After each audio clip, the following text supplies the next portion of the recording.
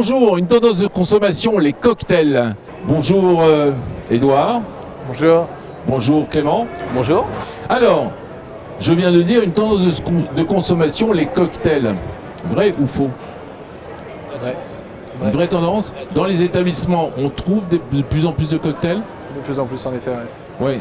Oui. Avec ou sans alcool?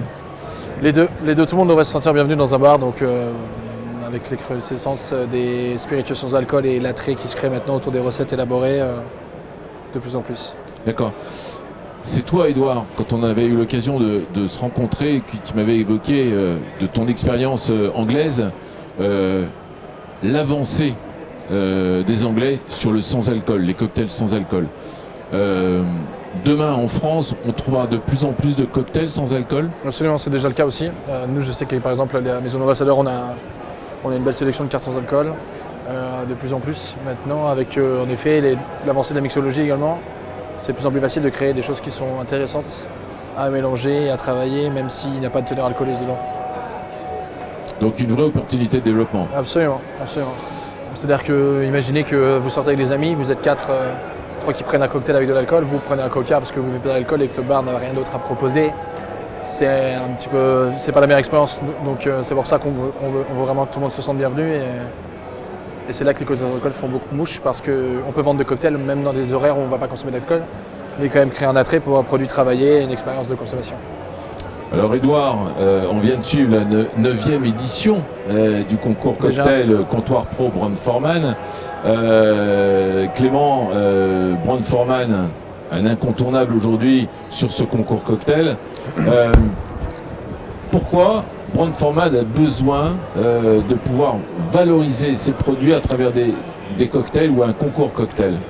Alors pour nous c'est important le cocktail parce que c'est une autre façon de consommer, c'est une autre façon aussi de consommer nos produits, une autre image de nos produits. Et voilà, pour nous le cocktail c'est vraiment dans la tendance du mouvement. Et on essaye le mieux qu'on peut d'être présent sur nos différents marques. Tous les ans, ils sortent des produits spiritueux. Oui. Qui deviennent une concurrence pour Brown-Forman. Je ne parle pas spécialement français, à travers le Bien monde.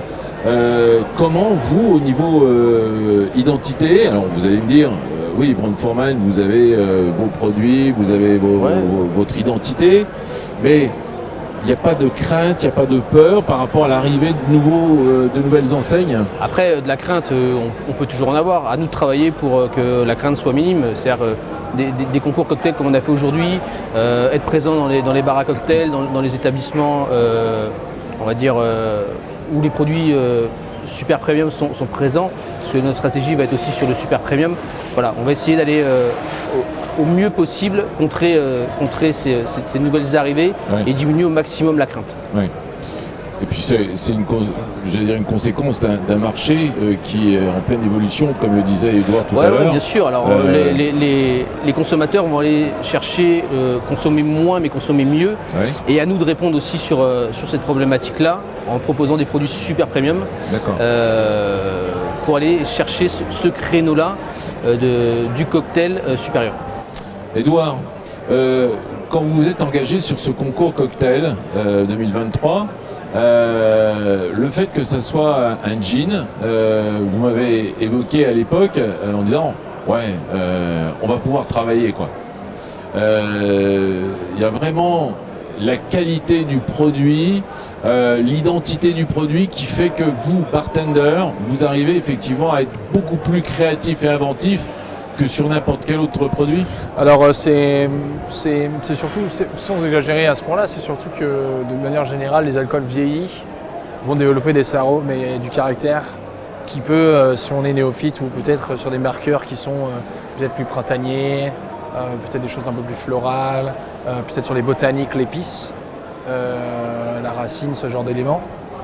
Qui peut être un petit peu délicat à approcher au début parce qu'on a vraiment toute cette puissance, ce côté céréalier en fonction du whisky, voilà, qui a tout de suite une preneur en bouche, qui est très puissant.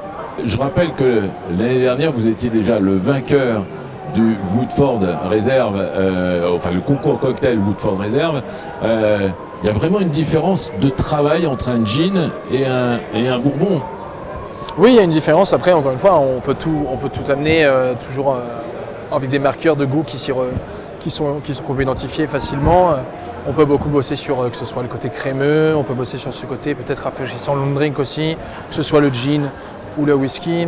C'est juste que là, si je prends par exemple cette compétition qui se passe un petit peu juste avant le solstice de printemps, c'est vrai que c'est intéressant d'amener ça un peu la primeur des jours ensoleillés et de coup de partir avec ça comme thème. Vous voyez l'agrume, le poivre, ce genre de senteur-là qui rappelle un petit peu ce côté festival et les terrasses. Mais pour vous, marque identitaire, vous entendez ce message en disant effectivement oui, le gin, Lilan, c'est plus facile. Alors c'est sûrement plus facile à travailler et Edouard est plus expert sur les cocktails que je peux l'être. Mais après oui, bien sûr, le gin est à la mode, le gin est vraiment tendance et on voit exploser le gin sur les différents marchés. Voilà, il y a de quoi s'amuser, il y a de quoi aller explorer un petit peu des goûts inconnus et on l'a vu aujourd'hui, hein, on a vu des choses totalement différentes sur les 3 cocktails qu'on a vus.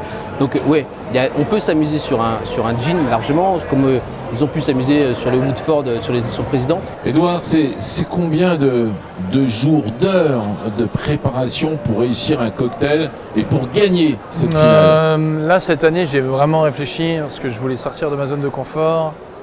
Et c'était vraiment la croix à la bannière, c'était vraiment en dents de scie.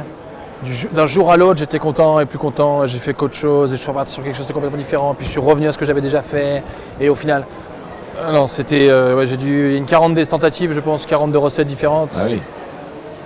Et après, il y a les questions de dosage, parce que maintenant qu'on est bloqué sur les éléments, les marqueurs qu'on veut exprimer, à quelle teneur, à quelle quantité, comment est-ce qu'ils s'enchaînent, qu'est-ce qui va faire que ça gagne demain, aujourd'hui, dans la compétition. Et après, il y a tout le côté un peu présentation, histoire et bien sûr avec la décoration que j'ai voulu un peu plus pousser. Alors combien d'heures en tout? Ça se compte en heures ou pas? Oui, je pense que ça se compte en heures, parce que si on met en heures travaillées, vraiment en heures appliquées, je pense qu'on est sur une vingtaine d'heures. Vingtaine d'heures pour vingtaine pouvoir d'heures. réaliser Après, ce c'est cocktail. toujours des pensées, des voyages. Je me suis levé un matin et 2 heures après, j'ai eu une révélation. En fait, c'est un vrai travail de créatif. C'est un vrai Ouais, travail d'artiste. ça dépend quoi. des jours, quoi. Ouais, bien sûr. La mixologie, au niveau bartender, la mixologie, c'est la même chose qu'au niveau restauration? On est obligé de rechercher les goûts. Cette approche culinaire, ouais. absolument. Cette approche qu'on s'entend très bien avec les chefs de manière générale. On met beaucoup en commun nos façons de faire les choses. Parce que c'est vrai qu'ils travaillent plutôt le solide et le côté nourriture mâchée. Et nous, on travaille plutôt le liquide. Voilà. Ouais. Et du coup, boire, quoi. Et c'est intéressant de voir comment est-ce que nous, on approche le même sujet, la même chose. Ah, bah toi, tu mets telle température, moi, je le fais de telle méthode, etc. Et c'est comme ça, comment donner du goût, et c'est très intéressant. Donc là, Edouard a gagné cette 9e édition du concours cocktail, Clément, et vous avez votre ambassadeur Ford. Notre ambassadeur Ford. Et donc là, sa recette, son cocktail, vous allez en faire quoi?